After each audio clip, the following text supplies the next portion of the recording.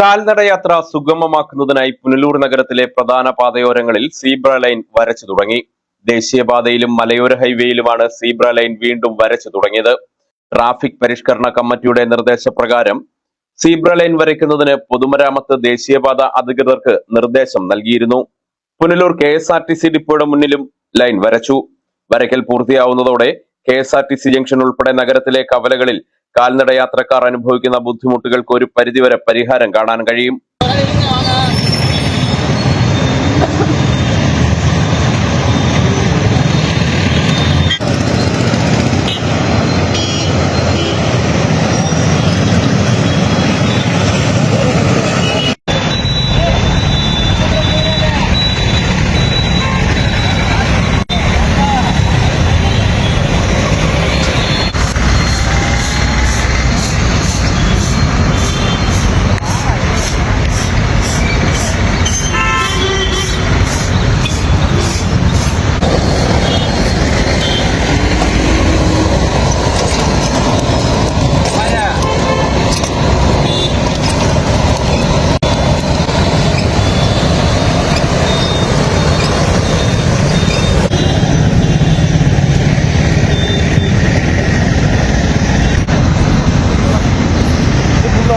അപ്പുറം ഇടുന്നില്ല വണ്ടി